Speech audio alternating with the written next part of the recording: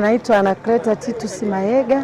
Mimi ni mkazi wa Mlowo, kitongoji cha Kiwanda. Marehemu kwa kweli nilikuwa namfahamu vizuri kwa sababu ni jirani yangu na tupo balozi moja. Tumeishi naye vizuri. Alikuwa hana makuu na mtu yoyote, alikuwa ni mjasiriamali. Pindi shule itakapofunga alikuwa akituuzia sabuni za maji, sabuni za vipande. Tulikuwa tunaenjoy kwa kweli, alikuwa hana makuu na mtu yoyote, alikuwa yuko vizuri kabisa. Hata hili jambo lilivyotokea kwa kweli kila mtu ambaki anasikitika. Hatukupenda kitendo kilichotokea hiki.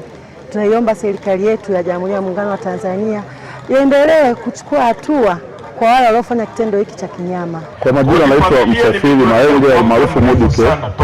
Kwa kweli marehemu nilimfahamu sana, tumekuwa naye Ilolo, alikuwa na shida yoyote, lakini haya matukio yalivyoanza kwa kweli watu wengi watakufa, kwa sababu unaweza kuwa na visa na mtu akakushika tu bega akakuanzishia hapa wakupiga wakuua.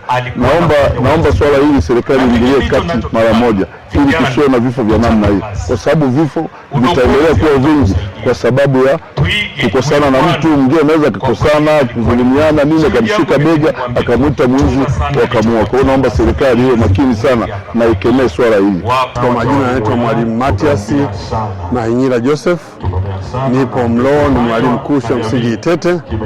Kwa kweli swala la kifo hiki limetugusa sana sisi walimu. Kwanza Mwalimu Heri Muyanga alikuwa ni mwalimu kwanza mbunifu. La kwanza mbunifu, alikuwa anaweza kufanya kazi zake, alikuwa na upendo, alikuwa ni mtu anayependa watu kwa bidii sana. Na sisi katika kada ya elimu tumepungukiwa na mtu ambaye alikuwa na uwezo, mtengenezaji wa zana za darasa la awali. Alikuwa ni bingwa, alikuwa ni mtu anaweza kuwa mjasiriamali vizuri. Katika kada yetu ya walimu alikuwa anaweza kufanya ujasiriamali wa utengenezaji wa sabuni, kutengeneza hii baiskeli za kawaida. Yaani alikuwa ni fundi mzuri sana katika taasisi yetu. Tumepungukiwa na mtu mmoja muhimu sana, hasa kwenye ubunifu.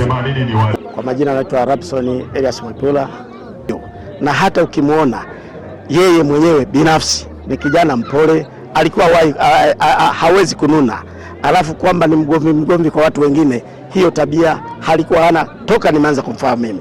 Kwa hiyo hili jambo limesikitisha sana sana kumpoteza huyo bwana. Mwenyezi Mungu kwa lililotokea, kwa sababu yeye mwenyewe amesema tushukuru kwa kila jambo. Lakini kikubwa wa Tanzania tupendane, tuachane na ibilisi huyo aliyepita. Nimshukuru sana mkuu wa mkoa. Juzi tarehe 4 tulikuwa tukizunguka kila mahali akijaribu kueleza Watanzania jambo hili sio la ukweli, na mapolisi wakithibitisha, ambao wao mambo yote walikuwa wanapelekewa kule, kwamba jamani, hakuna hata mmoja ambaye wamekuta kwamba amekuwa tofauti na kitu ambacho anaeleza.